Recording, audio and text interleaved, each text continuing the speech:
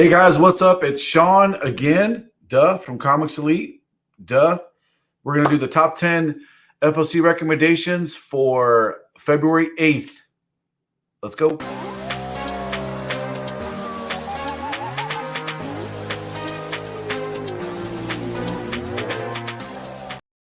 Okay, awesome. There's some cool stuff this week, man. I am pretty excited about this. And let's not waste no time and get started. Here we go. Top 10 picks. Yeah, a little teaser there. Here we go. Runners up. God, there were so many runners up this week, guys. It's like, it was tough to nail down 10, and I'm going to explain to you why I picked the 10 that I did. So number 2, this is second printing. It didn't quite make the top 10. We still don't see... Hold on. First printing is right here. It came out this week. We still don't see first print. So remember the 1 in 10, the very kick-ass 1 in 10 of the number 1. I should have it, but I don't. With the really kick-ass looking villains on it. They're not in here yet, so they're probably in number 3. That's why this didn't make my my top picks, because really I don't think there's any big new key information in it. The story's fantastic. I totally advise everybody read Star Wars comics right now. Star Wars is back, and it's epic. So read it. Okay, another runner-up. Man, it was so close. This is Cal Nagu. Oh my goodness, this cover is so good. I love it. It's beautiful. I just love it. But it didn't make it because there's too much other cool stuff. But that doesn't mean you can't buy it. These two. So we got Iruji. That's the guy's name who drew Wonder Woman. I'm sure I butchered it. Sorry about that. And this is a really cool Mattina cover. Some Mattina stuff is so dark. I wish you could see it better. This one, you got the light of the dude. It's a new Swamp Thing number 1. I think that was a cool cover. Just didn't quite make the top 10. However, still think it's worth a mention because it's pretty awesome. Next one. God, Fear Case was so good. It made my top 10 last week in the top 10 new books to read. So it made my top 10. Buy it, read it. And then when this one comes out, buy it and read it. It's super, super good. It just didn't make the top 10 because there's some possible spec stuff in the top 10. Cult of Dracula, another vampire story. I know, right? But I think this one is going to be kind of cool. So I don't mind vampire stories. Cult of Dracula, implies maybe Dracula's not leading them. Who knows? Yes. 100 times yes. Last Ronin. Super good story. Best thing to happen to Turtles in arguably a very, very long time. Super excited about this. I'm getting the director's cut. It just didn't make the top 10 because it's not a key, but it's still super great and you need to read it. So order it, get it. Okay, number 10. Oh, this is why this is in the top 10. Not only is it's a great cover, Ken Lashley. Nailed it. Hello, check that out. It's awesome. Love the cover. This is Mary Jane from Spider-Gwen's universe. 615 something. Pardon me for not knowing that off the top of my head. But this is the Mary Jane from her universe.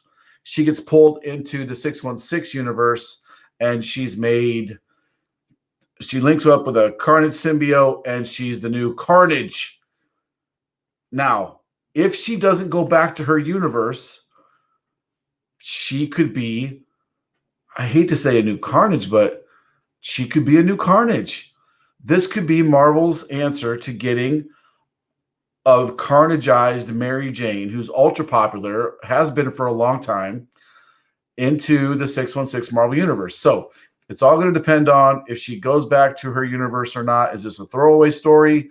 Is this something that's going to stick around? I sure hope it sticks around because I want a carnageized Mary Jane in the MCU.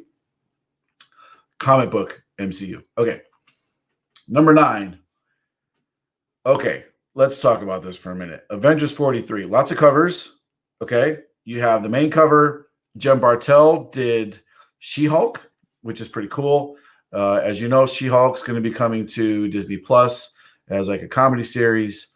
I don't really get the I mean, they've been doing these covers for a little bit, but the Ant-Man Wasp, total skip it. Don't like it at all. And then the connecting cover, if you're collecting the connecting covers, this is the next one in the series.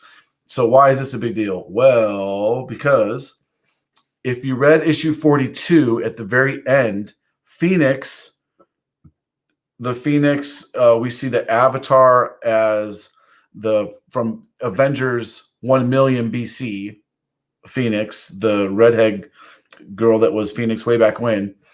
She claims to be Thor's mother. Spoiler alert. Hey, too late. It's already been out. She claims to be his mother. Who knows where it's going with this? Marvel doesn't just do a bunch of covers for no reason. They usually do a bunch of covers around an event. This seems to be a pretty big event. There's more covers to this that aren't out yet. So they're doing 5 covers, and there's a 1 in 200. Spoiler on the next one. There's a 1 in 200 for the Alex Ross Vision cover. So it could be something. I don't know. I mean, is that really going to be a key if it's revealed? But it could be a big deal in the Marvel Universe. It's probably going to be something because, look at all these covers. They're not going to do it for no reason. So anyway, next one. You already saw it. Here we go. Nonstop Spider-Man.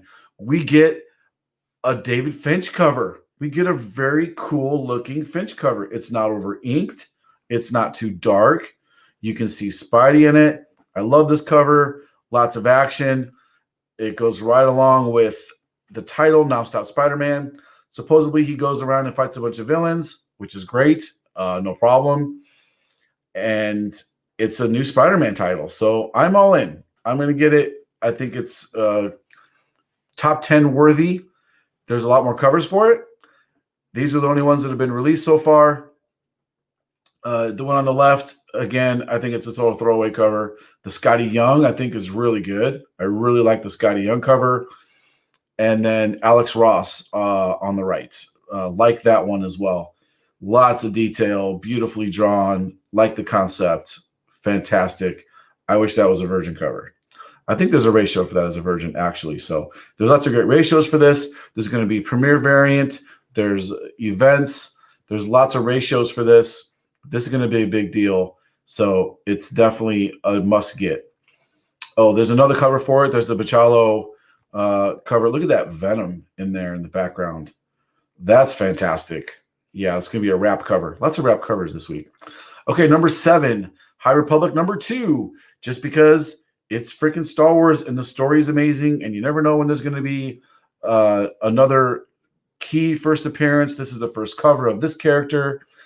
It's worth the $3.99, guys, because you never know if this is going to become something. So it's spec worthy, and it's also just a great story. Why it made number 7. Don't need to say a lot more about it. There's a 1 in 10 for it. It's not a really good 1 in 10. This cover is definitely stronger, and there's a first cover on it. So got to get this one. Number 6 is High Republic number 3. Now, number 2, what I just showed, doesn't have the bad guys in it that we hoped it had. These are the bad guys we deserve. Give us the Star Wars villains we deserve. Hopefully they're in this one. Not only could it be that, but in issue number 2, here's what's going on in this cover. This Jedi gets sucked into this hole by a monster. All you see is a tentacle, and then the guy disappears in this weird cornfield, so they're going to go try to rescue him. That's what's going on the cover. Hopefully we get to see the bad guys. Give us the bad guys. Read it. Spec worthy. Could be awesome. All right, 5. So there's a little bit of personal preference here. I love the Crime Syndicate. I mean, come on, guys. even if you've never read it, there's a DC animated movie out there.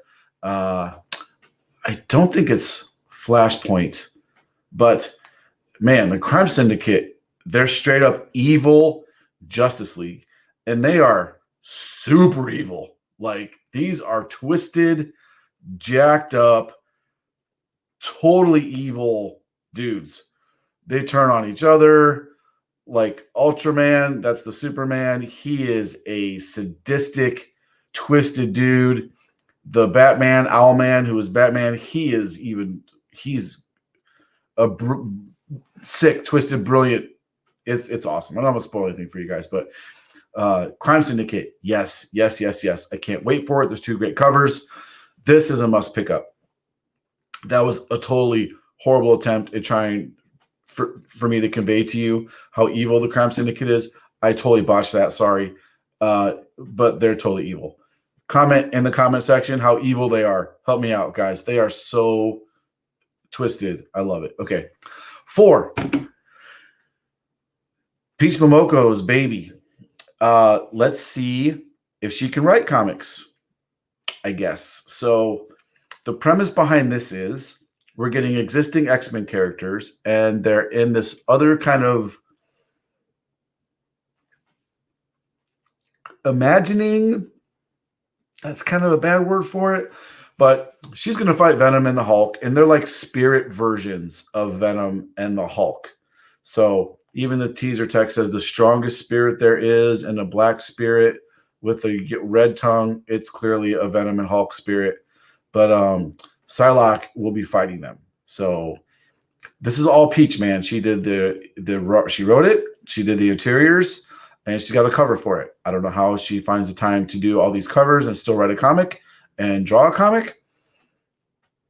I don't know, but there's an Artgerm cover. I really wish her face wasn't shaded so much in the Artgerm cover, because Artgerm can draw the pretty ladies very pretty. But there's lots of ratios to this. There's some more covers for it coming out. They're just not released yet. So this definitely is in the top 10. Nocterra. Man, I'm excited for this. So Scott Snyder is working on this with Tony Daniels.